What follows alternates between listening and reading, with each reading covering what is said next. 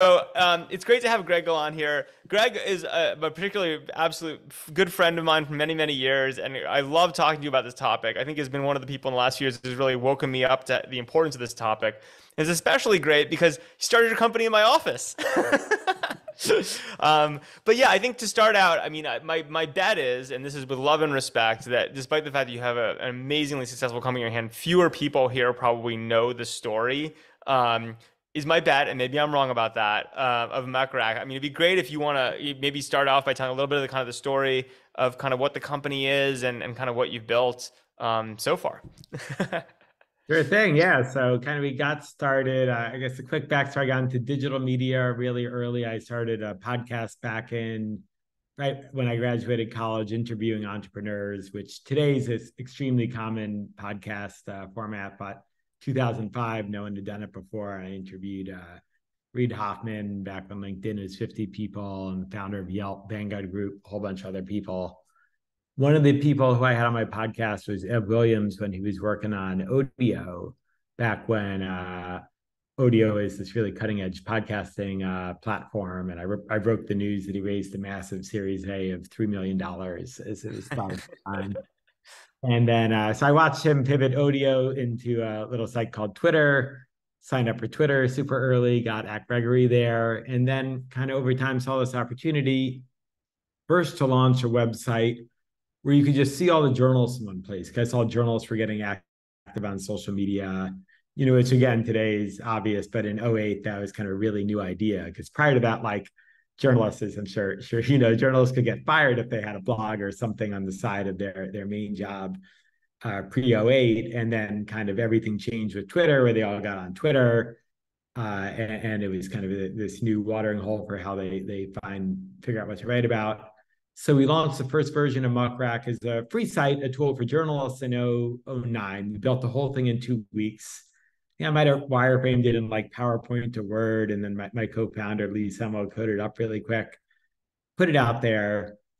We quickly became very popular with journalists. We had over 10,000 requests to get on there in just that first year, and at the time that was probably the majority that were on more, just about everyone who was on social. And we had huge journalists, like David Carr at the New York Times emailed us the day after it launched to get on there. So it kind of really struck a chord with journalists.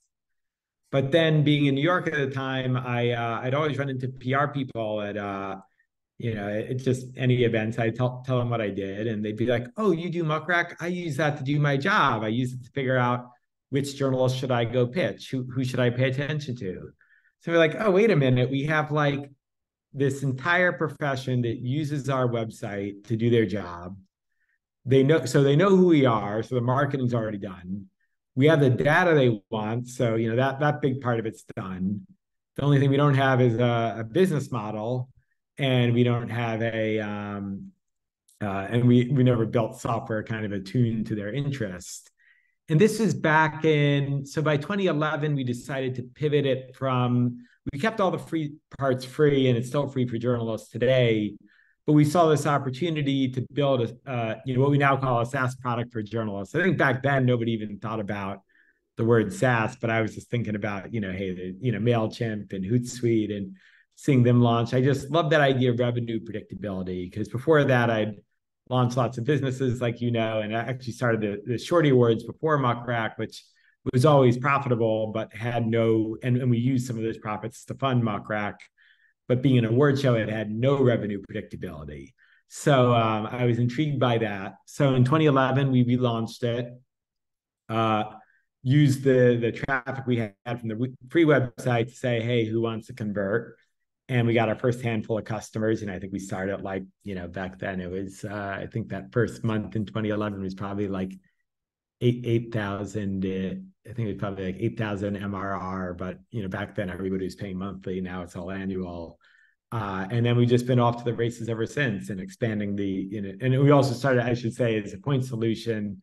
We've now built out a very robust suite of software for the corporate comms and PR world.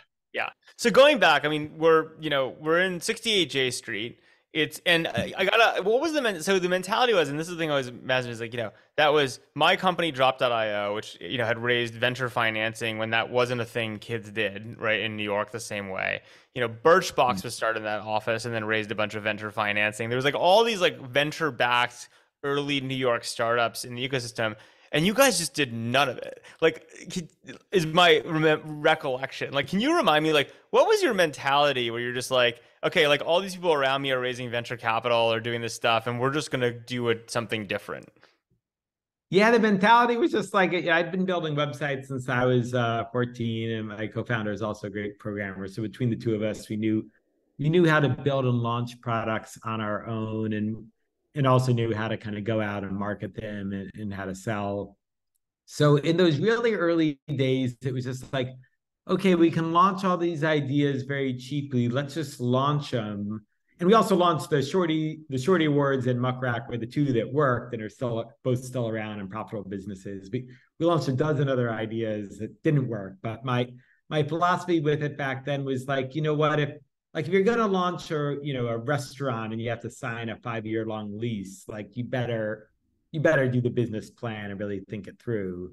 But I found if you have an idea that you feel like you could execute on in a couple of weeks, like why bother doing the business plan and getting advice and market research? Like I was just of this mentality, like we can do it under a month, like let's just get it out there. Otherwise, we double or triple the time if we researched it. I've actually found across all the things that didn't work a negative correlation between how much how much research and preparation I put into a business idea and how well it works. So yeah, I don't know if Fair that's enough. my problem or not. But yeah, but we saw like we could launch these things without venture money. So we figured we'd do that.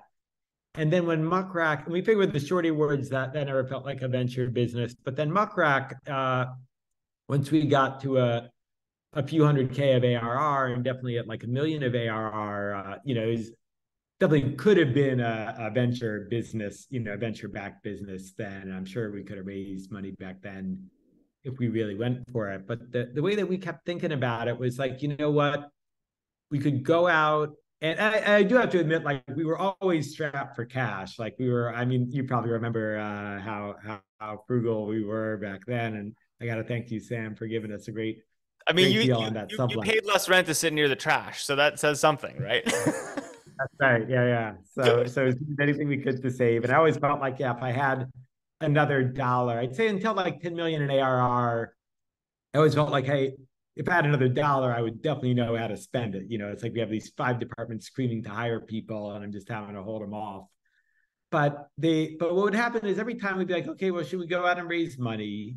We weren't ideologically against it, and I know for a lot of businesses it makes sense. But we thought for our business, it was like, well, if we wanted to raise money, especially back then when it was harder, and I guess it's hard again now, it's like, okay, we're gonna have to spend 3 months and do nothing but raise money, or at least his co-founders. We didn't have that many other people, and spend all day pitching, and get our idea beaten up, and then out of that, hey, we'll get some cash and we'll get way diluted, or we could spend those 3 months and just go even harder at more sales and building more features, and then we'll get more cash at the end of that too, but we won't be diluted and the company will be worth more.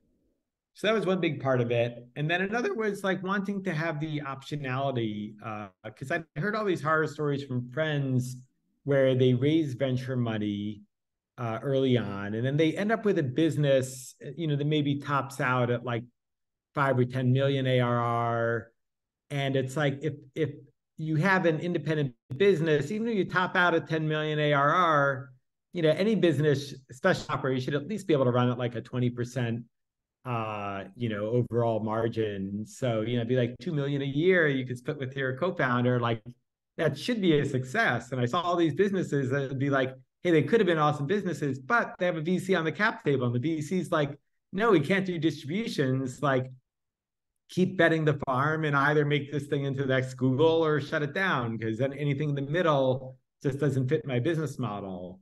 So I saw all those misalignments. And, as it turns out, we've now reached a scale where, we're now at a scale that any Series A investor would have been happy with us reaching and deliver that outcome.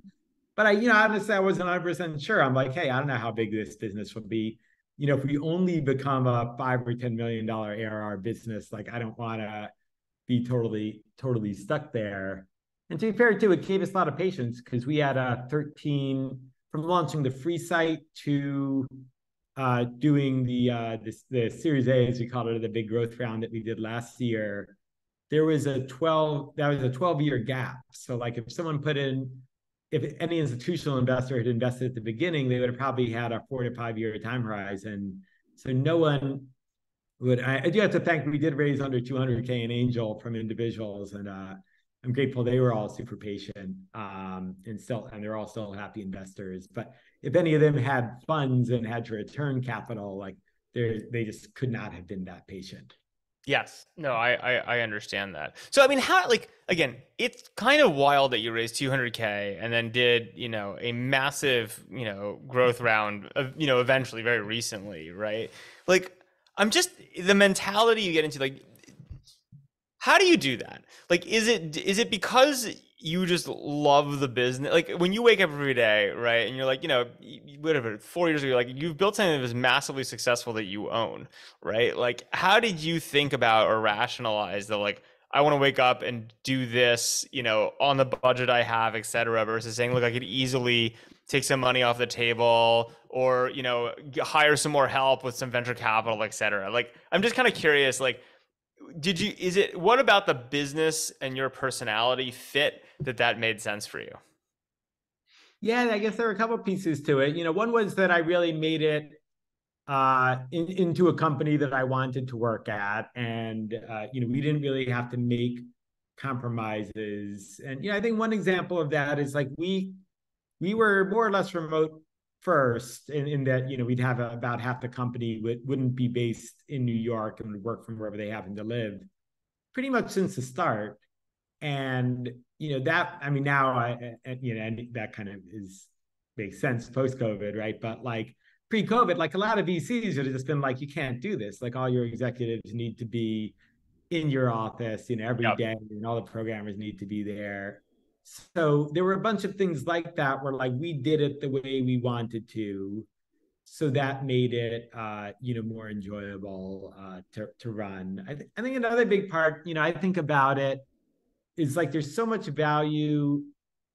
You compound so much, especially in SaaS, just being able to stick it out year after year and let that revenue grow so long as you've got some kind of double-digit growth rate. And we had like I think we were anywhere from like a 50 to 70% CAGR every year up at as we were getting to a big scale. Um, and a lot of it was like every year I just think, if we can just go for another year and not get burnt out, we're going to create a ton of value. But if we burn ourselves out, we're going to leave all that value on the table. And I see most founders end up selling when they get burnt out. So I mean, one big thing was, I guess, like not having a board was a huge factor in not getting burnt out. Like Yeah. we never had VCs be like, hey, you got to do this, you got to do that.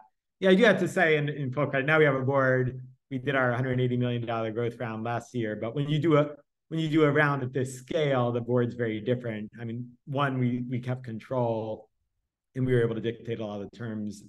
And then two, the investors, it's like now it's very clear what the business is. So the investor's thesis for investing is exactly what we wanted to do. Yep. Versus early on, we were pivoting all over the place. Like, I don't know. I mean, you saw all the crazy ideas we were trying back then, Sam. Yep. Like, I don't Yep. know how I could have explained that to a board of professional investors and not freak them out, every single 2 months.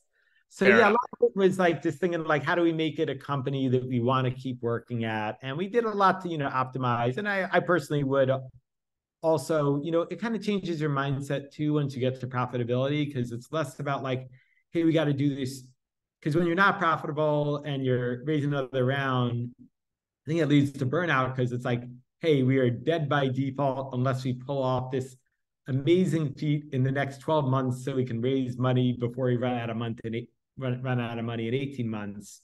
Whereas when you're profitable and you're growing whatever 30%, 50%, 75% year over year, I mean, it's still hard because that's a lot of growth to manage, but it's not that like feeling of waking up every morning like, oh shit, we're default dead. It's this feeling of like, hey, this is fun. We're bigger than we were 6 months ago. The Totally.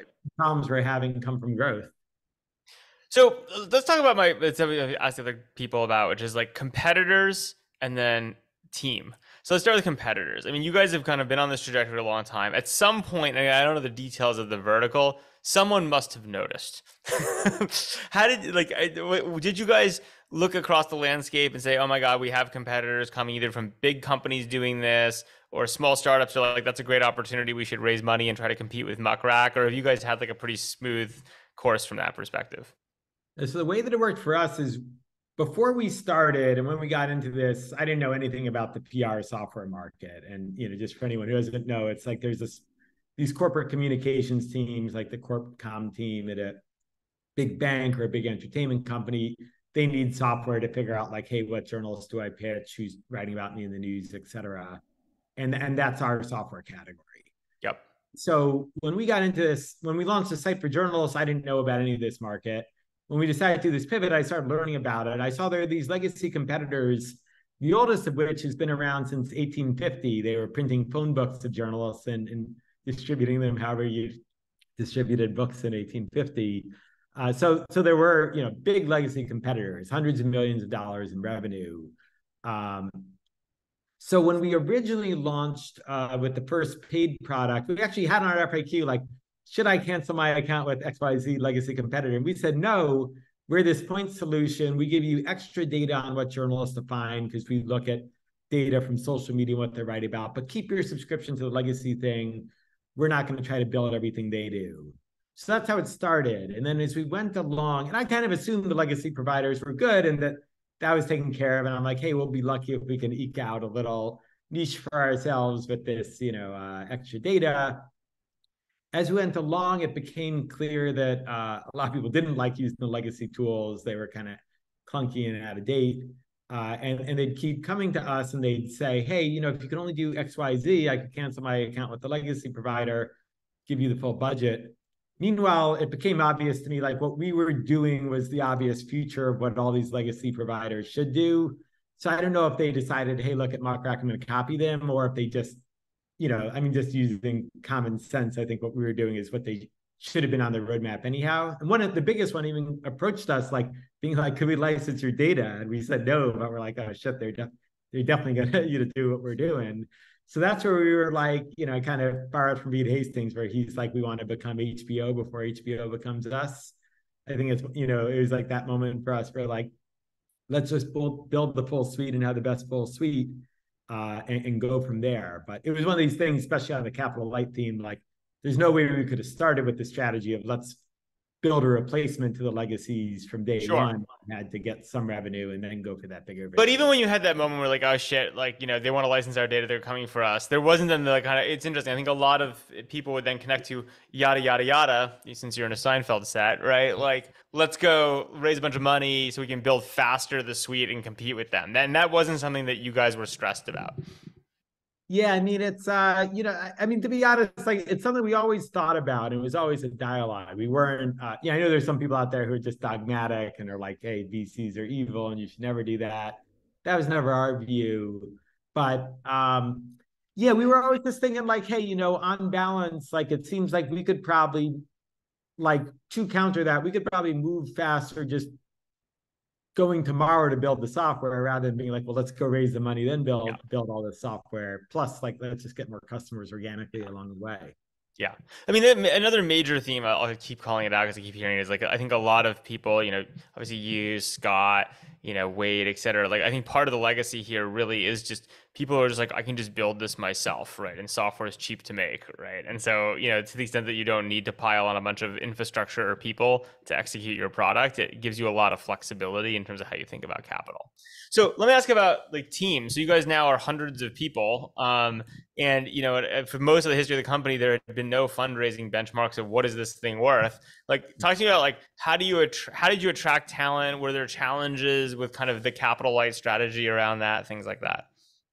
Yeah, so early on, it was we were always able to get talent. It's definitely you had to be a little. We had to take a lot more bets on people early on because you couldn't pay competitive salaries. So a lot of times getting somebody a year or two out of school and be like, hey, just go for it. And we've had some really huge successes. Many people who are executives here or gone on to have VP plus level roles elsewhere now. And we've also had some real cases where it's like, okay, this person just wasn't ready for the level of responsibility we threw at them, but that's just how it goes at a startup, particularly capital light. In terms of attracting talent, we always gave equity, and we always had kind of a chip on our shoulders because a lot of people were like, oh, you're a lifestyle business, you guys aren't really serious. And we were like, oh no, we want to have as much rigor and best practices as any venture back company. We just don't have the venture backing. So we did do equity. I found with more senior people, it was more work prior to when we did our institutional, our growth round last year. Because, some more senior people would kind of be skeptical, like, well, is equity ever going to be worth anything? Are you guys serious about the business? Is this whole business just to make so you can go surfing? I don't even surf, but it's like that view of the lifestyle business that Hey, like, I saw you on a paddleboard. You're starting to paddleboard. yeah, it's true. I would have paddleboard, but I might not need to run this business just the paddleboard nowadays. But yeah, there's just that view that like, oh, it's a lifestyle business, so the founders aren't serious about it. So is this good for my career? So I Yep. was always able to hire good people, but I had to work really hard to convince them that we were a serious business. I do have to admit, once we did that growth round, like now it's easy when we hire people. Nobody asks me any of those questions. Like, oh, you raised a big equity round. And the reason they don't ask you questions is because the assumption is that you will be a public company at some point, right? Is that the way to think about it, or like, or is it the benchmark that was helpful, or how do you think about why that unlocked so nicely for you? I think it's that they figure that, hey, well, there are these institutional investors in the cap table, and they're going to eventually want to find a way for them to get liquidity. Yep. So I'll be able to get liquidity alongside that. I think it might also be a little bit of like, hey, if this, I mean, we're profitable, so there's no way this would happen. But if the company went sideways or whatever, at least they could put on the resume they worked at the company backed by so and so, and Yep. it could seem a little more mainstream, or figure they get visibility with the investor, and that might lead to their next job. I Fair think it's enough. a combination of all that, but that said, I mean, the people who we gave equity to prior to the growth round did extremely well. So ironically, the people who are willing to take that bet, rational or not, did well on it. It's great. It's great. So I guess last question I'd ask you, like high level, is like obviously all these stories are unique, right? But if you had to kind of distill kind of your lessons from the path you've taken for like the entrepreneurs going out to start things this year, like what are the kind of the greatest hits of things you would have in mind? Thinking about just as an entrepreneur going out and trying to like learn from your experience of what works and like how you operated over the last but almost 15 years now. Yeah, I'd say stay really focused on the customer. I mean, one of the core values we made early on was customer devotion. And we said like our customers are investors. And I think that's one thing. It's like by not having the VCs early on, like I'm spending all the time I would have spent managing the VCs or pitching to them, talking to customers and pitching to customers. So that was a big thing that I think is super powerful, when you're getting your first dollar, but even now it's super valuable. I think that's one great constant. I think another is to like preserve optionality, and that was a big part of why we didn't take VC, because it's like if you've got the next Google or the next Facebook, yeah, go get venture. Like it just makes sense, right? If you think you can grow at 1,000% every month for the next 3 years, and that there's this chance at dominating and being $100 billion company, yeah, it probably makes sense to take venture. But for the other 99% of us, we're like, hey, you're not sure at the beginning. Maybe it's a business that'll make 2 million a year. Maybe it'll make 5 million a year. Maybe it'll make 100 million a year, but maybe it'll take you a decade to get there. Like there's a lot to be said for optionality, and it is at the cost of prestige, because there's a big element to where no one congratulates you or even knows when you get to 1 million in revenue, when you get to 10 million in revenue.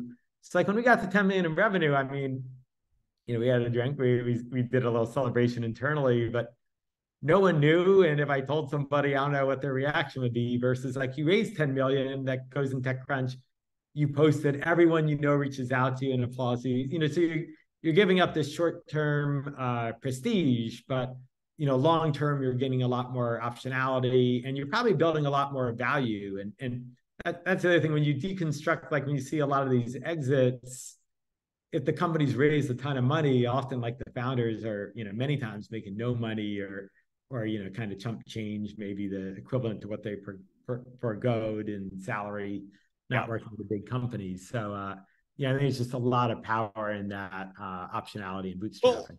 let me ask you one last question because I think this you kind of hit on and talk about like what are you giving up on the prestige, the short-term prestige, we'll call it.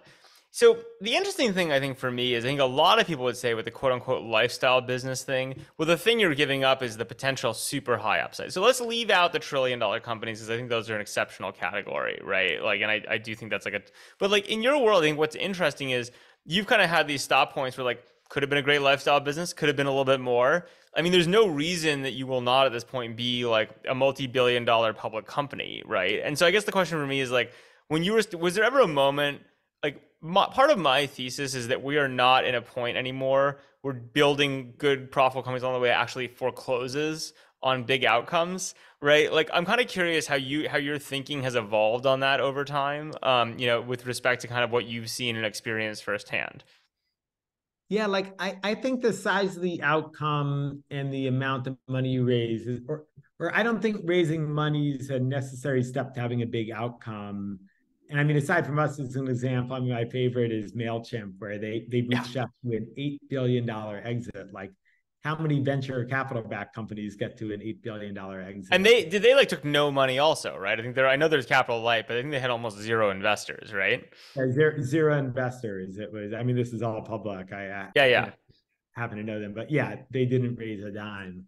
They Yeah. just So when you raised your first 200K, you already missed out on the on your $8 billion pure exit.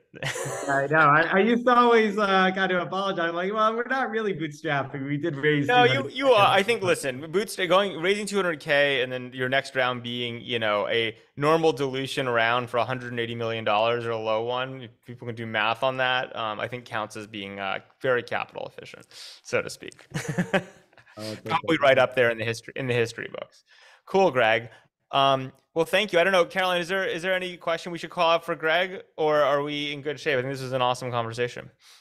We have a few questions. We're at time, but we'll do one quick one. Yeah, do a quick one. So a lot of the businesses we've talked about so far were launched in the 2008 to 2012 era, Muck included. Given we've become more used to quote unquote polished experiences in the last 10 years, is the product development bar much higher to get to profitability earlier? It's probably contextual, but would be interested to hear what, if anything, has changed in that time period. Yeah, I think that's a great question. And I think part of why that vintage is there is because it takes a while to bootstrap. So it's not necessarily that the window is shut after that. It's just the people who started after that are still getting to their first. Yeah, we still don't know who they are. Yeah, They're there. exactly. But Go ahead. but to address the question, yeah, I think on one hand, yeah, definitely the user expectations have gone up on the web. That's for sure. But on the other hand, it's also gotten a lot cheaper to build software. Like when we started, like just to collect credit cards, we had to use like PayPal's like awful payment processing system back then that would time out half the time when you tried to export your monthly transactions, then hook it up to a Curly, which on maybe now it's great, but at the time was also kind of clunky. And then you got them to work together. Just one example of many. Bootstrap didn't exist. The Twitter's Bootstrap system where you could standardize U elements didn't exist at the beginning. We'd add that in later. So there's all this stuff where it was hard for us, where if you were starting today, you'd be like, oh, I just use Stripe for credit card payments. You don't even think about it. I just use, Avalara for sales tax. Don't even think about it. Like all this stuff that has been systematized in SaaS that wasn't back then. So my guess is it probably evens out. Like, yeah, the user expectations are higher, but it's gotten easier in a bunch of other ways too. Yeah. And I'll also add, and we'll move on. I think the other thing I would note about the kind of balancing out is the market is just much bigger now too, right? The internet, we were in a lot of these companies, and Anthony's coming next, who started Squarespace even earlier, right? That's like, I think, a 2003 vintage company. So there's a vintaging to this, but I think all that kind of is who we've obviously noticed 15 years, 20 years later, built these behemoths in a capital light way. They're harder to spot.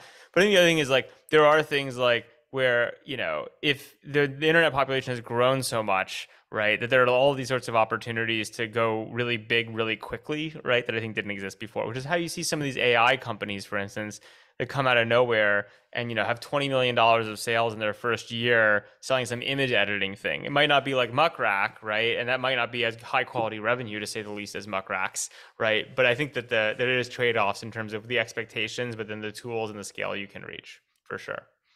Cool. Well, Greg, as always, it's great to see you, and congrats on crushing it. And for sure, thanks for sharing your story with everyone. I think it's a great one. My pleasure. Yeah, thanks for putting this on, and I hope you encourage many more people to go capital light.